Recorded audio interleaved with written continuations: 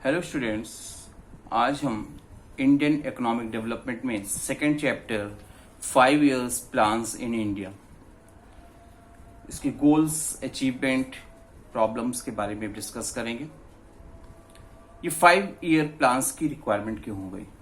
क्योंकि मैंने last topic में भी बताया था कि जब इंडिया इंडिपेंडेंट हुई ब्रिटिश रूल से, उस टाइम पे हमारी कंट्री की फाइनेंशियल पोजीशन, इकोनॉमिकल पोजीशन बहुत वर्स्ट थी।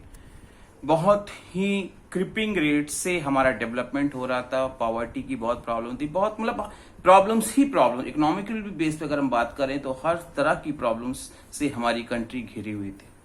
तो इस प्रॉब्लम के रिमूवल के लिए हमने क्या किया, हमारी कंट्री ने क्या किया, इकोनॉमिक प्लानिंग पे वर्क किया। इकोनॉमिक प्लानिंग का मतलब ही यही होता है कि इकोनॉमी को स्ट्रांग बनाने के इंटेंशन से एक ऐसी प्लानिंग, एक ऐसी स्ट्रेटजी मेकिंग करना जिससे कंट्री में अवेलेबल रिसोर्सेज को अपने डिफरेंट वेरिएंट मैनर्स में, डेवलपमेंट एक्टिविटीज में इन्वॉल्व कर पाना। जो कंट्री में रिसोर्स अवेलेबल हैं उसको अपनी कंट्री के डेवलपमेंट में इस तरह से यूटिलाइज करना कि आपकी कंट्री का, हमारी कंट्री इंडिया का डेवलपमेंट, इकोनॉमिक डेवलपमेंट तेजी से हो पाए। क्योंकि जब किसी भी कंट्री, बात हम इंडिया की बात कर रहे हैं, तो जब तक कंट्री का इकोनॉमिक डेवलपमेंट नहीं होगा, कंट्री की इकोनॉमी डेवलप नहीं करेगी, जीडीपी ग्रोथ रेट नहीं होगी, पर कैपिटल इनकम नहीं बढ़ेगी, तब तक किसी भी कंट्री को डेवलप कंट्री की कैटेगरी में नहीं ले जा सकते। तो इस पर्पज से, इस इंटेंशन से इकोनॉमिक प्लानिंग की गई। इकोनॉमिक प्लानिंग का से यही दिखाया गया कि ताकि डेवलपमेंट हो सके, अपनी कंट्री की जीडीपी बढ़ सके, इंफ्रास्ट्रक्चर डेवलपमेंट हो सके, और इसके बारे में जो स्ट्रेटजी बनाई गई उसी को हम इकोनॉमिक प्लानिंग कहते हैं। इकोनॉमिक प्लानिंग करने के इंटेंशन से 1950 में under the chairmanship of professor PC Mahalanobis की गवर्निंग में प्लानिंग कमीशन ऑफ इंडिया को स्टैब्लिश किया गया, जो जनवरी 2015 में नीति आयोग में कन्वर्ट हो गई। नीति आयोग में कन्वर्ट करने के पीछे इनका इंटेंशन ये था कि अपनी पॉलिसीज को इस तरह से वर्कआउट कराना जिससे जीडीपी का ग्रोथ रेट एक्सेलरेट हो जाए, तेजी से जीडीपी में ग्रोथ देखने को मिले। क्योंकि कंट्री की जीडीपी का बढ़ना बहुत जरूरी है। जब तक कंट्री की जीडीपी, ग्रॉस डोमेस्टिक प्रोडक्ट पर पर्सन इनकम, लोगों का लिविंग स्टैंडर्ड नहीं बढ़ेगा, तब तक कंट्री डेवलप कंट्री की कैटेगरी में नहीं आ सकती। तो हम बात करेंगे आगे need for planning in India. हमने लास्ट टॉपिक में भी ये बताया था कि इंडिया जब आपकी इंडिपेंडेंट हुई तो हमारे सामने बहुत सारी प्रॉब्लम थी। हमारी इकोनॉमी स्टैग्नेंट इकोनॉमी थी, इलिटरेसी रेट बहुत ज्यादा था। इलिटरेसी क्यों थी? क्योंकि हमारे पास खाने को पैसा नहीं था, तो हम पढ़ाई की बात कहां करेंगे। पॉवर्टी का प्रॉब्लम्स थी, infant mortality rate, birth rate, death rate, जो सब हमारा बहुत ज्यादा हाई था। और ये तमाम चीजों की प्रॉब्लम्स को रिमूवल करने के लिए, जो लास्ट टॉपिक में हमने पढ़ा भी है कि इंडियन इकोनॉमिक डेवलपमेंट की नीड फुलफिल करने के, इंडियन इकोनॉमी को बढ़ाने के लिए प्लानिंग कमीशन ऑफ इंडिया की स्टेब्लिशमेंट करनी पड़ी। प्लानिंग कमीशन ऑफ इंडिया की नीड्स और भी बहुत सारी चीजों, क्योंकि कंट्री जब ब्रिटिश रूल से बाहर आई तो हमारे पास खाने को नहीं था, हमारे पास हम इंपोर्ट बेस्ड कंट्री थे, हम एक्सपोर्ट कुछ भी नहीं करते थे, और एक्सपोर्ट हम उन्हीं चीजों को करते थे जिनको बाद में हम बड़े प्राइस पर, ज्यादा वैल्यू पर परचेस करते थे। इसीलिए इंडिया में प्लानिंग कमीशन की रिक्वायरमेंट हुई, इकोनॉमिक प्लानिंग करने की जरूरत पड़ी, जो बाद में प्लानिंग कमीशन ऑफ इंडिया, जो बाद में जनवरी 2015 में नीति आयोग में कन्वर्ट हो चुका है। प्लानिंग दो तरह की होती है। इकोनॉमिक प्लानिंग जब हम करते हैं तो ये क्या है, ये दो तरह की होती है। एक होती है डायरेक्टिव प्लानिंग। डायरेक्टिव प्लानिंग के उस सिस्टम को कहते हैं जो क्या है, जिसका फाइनलाइजेशन डिमांड और सप्लाई के रिक्वायरमेंट के बेस पे फाइनलाइज किया जाता है। इसका मोटिव डायरेक्ट पार्टिसिपेशन गवर्नमेंट का इसमें नहीं होता। इस तरह की पॉलिसी में डायरेक्ट पार्टिसिपेशन नहीं होता। इस पॉलिसी में का मोटिव प्रॉफिट को, इंडिविजुअल प्रॉफिट को मैक्सिमाइज करना होता है। प्राइवेट सेक्टर की सिचुएशन में क्या किया जाए, क्या ना किया जाए, मगर इतना ध्यान में रखते हुए जिसकी इससे आपकी कंट्री का किसी भी तरह से कोई भी प्रॉब्लम नहीं होना चाहिए।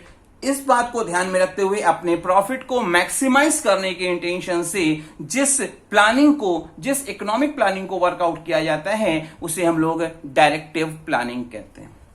Second types of economic planning की अगर हम बात करेंगे तो उसे कहते हैं कॉम्प्रिहेंसिव प्लानिंग। कॉम्प्रिहेंसिव प्लानिंग वो इकोनॉमिक प्लानिंग है जिसकी गवर्नमेंट की अंडरटेकिंग में बेसिकली की जाती है। इसके पीछे मोटिव ग्रोथ और डेवलपमेंट, बहुत सारे लोगों का पार्टिसिपेशन लेते हुए किया जाना होता है। इस तरह से प्लानिंग, इस तरह से स्ट्रेटजी मेकिंग की जाती है जिससे क्या हो कि किसी को प्रॉब्लम ना हो, किसी को सब। ये बेसिकली मिक्स्ड और सोशलिस्ट इकोनॉमी की कंडीशन में फॉलो की जाती है, जबकि डायरेक्टिव प्लानिंग की सिचुएशन बेसिकली कैपिटलिस्ट इकोनॉमी की सिचुएशन में पाई जाती है। आपके क्योंकि डायरेक्टिव प्लानिंग की कंडीशन में प्रॉफिट मैक्सिमाइजेशन पे फोकस होता है, जबकि कॉम्प्रिहेंसिव प्लानिंग की कंडीशन में participation of the socialism, socialist सभी लोगों का सोशलिस्ट डेवलपमेंट, कलेक्टिव गेन, मतलब सोशलिस्ट इकोनॉमी की सिचुएशन में कॉम्प्रिहेंसिव प्लानिंग एप्लीकेबल होती है। मैंने आपको बताया economic planning commission of India कब स्टैब्लिश हुआ, उसकी नीड क्या है, और अब आपको बताई मैंने टाइप्स ऑफ इकोनॉमिक प्लानिंग। अब हम बात करेंगे टाइप्स ऑफ इकोनॉमीज, कितने तरह की इकोनॉमी होती है। पहली होती है capitalist economy, second socialist economy और third mixed economy. Capitalist, socialist and mixed economy, ये तीन तरह की इकोनॉमी हमारी इकोनॉमी में, हमारी वर्ल्ड इकोनॉमी में पाई जाती है। हम सबसे पहले बात करेंगे कैपिटलिस्ट इकोनॉमी।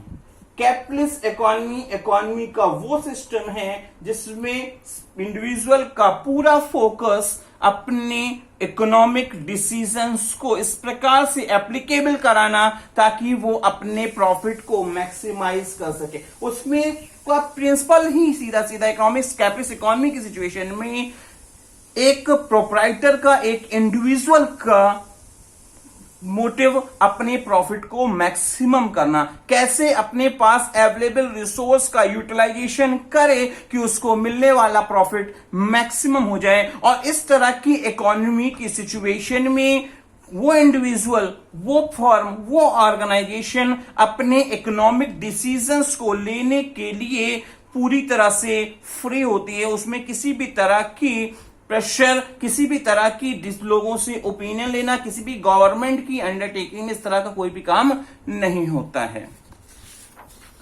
हम बात करेंगे features of capitalist economy. Capitalist economy का क्या फीचर है, क्या नेचर है, क्या कैरेक्टर है, तो बात करेंगे। Means of production are used in a manner of such the profit are maximised. Capitalist economy की सिचुएशन में जो भी प्रोडक्शन की फंक्शनिंग की जाती है वो इस तरह से की जाती है, इस तरह से मैनेज किया जाता है ताकि कम ऑर्गेनाइजेशन का, कंपनी का, फर्म का प्रॉफिट कैसे मैक्सिमम हो जाए। उसका मकसद क्या है, अपने इस तरह के डिसीजन लेना, इस तरह से वर्कआउट करना कि अपने प्रॉफिट को वो मैक्सिमम कर सके, उसका इसके अलावा दूसरा कोई भी फंक्शनिंग नहीं है। इस तरह की इकोनॉमी की सिचुएशन में गवर्नमेंट का इन्वॉल्वमेंट लॉ एंड ऑर्डर और डिफेंस पे अपने अटेंशन को मेंटेन करना होता है। उसका इंटरफेरेंस बिजनेस एक्टिविटीज में डायरेक्टली नहीं होता है। उसका क्या है, उसका मोटिव, गवर्नमेंट क्या करती है, लॉ एंड ऑर्डर कैसे बना रहे, डिफेंस कंट्री का मेंटेन रहे, बिजनेस की एक्टिविटीज बिजनेसमैन पे छोड़ दिया जाता है कि वो अपना काम, अपने डिसीजंस अपने हिसाब से ले।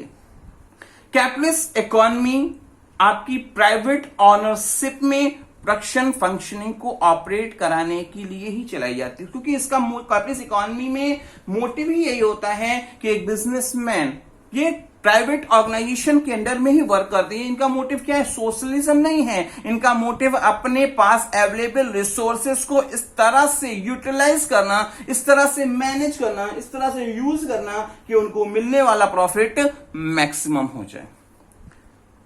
आपको बात की मैंने फीचर्स पे। अब बात करेंगे कैपिटलिस्ट इकोनॉमी का फायदा क्या है, मेरिट्स ऑफ कैपिटलिस्ट इकोनॉमी में। कैपिटलिस्ट इकोनॉमी का एडवांटेज ये होता है क्योंकि कैपिटलिस्ट इकोनॉमी प्रॉफिट बेस्ड होता है, सेल्फ इंटरेस्ट को प्रमोट करते हैं, क्योंकि जब आपको प्रॉफिट बेस्ड आप वर्क करते हो तो उससे क्या होता है आपको पता है कि जितना भी प्रॉफिट होगा वो मेरा होगा, तो इस कंडीशन में आपको ज्यादा मोटिवेशन मिलता है अपने बिजनेस की एक्टिविटीज में ज्यादा इन्वॉल्व होने के लिए। और ऐसी सिचुएशन में जितना ज्यादा प्रॉफिट होगा उतना ही जीडीपी बढ़ेगी, उतना ही पर कैपिटल इनकम बढ़ेगी, लोगों का लिविंग स्टैंडर्ड बढ़ेगा, लोगों की लाइफस्टाइल बढ़ेगी, उतना इंफ्रास्ट्रक्चर डेवलपमेंट होगा। हर वो चीज जो एक डेवलप कंट्री की सिचुएशन में होना चाहिए वो कैपिटलिस्ट इकोनॉमी के सिचुएशन में जनरेट करना आसान हो जाता है।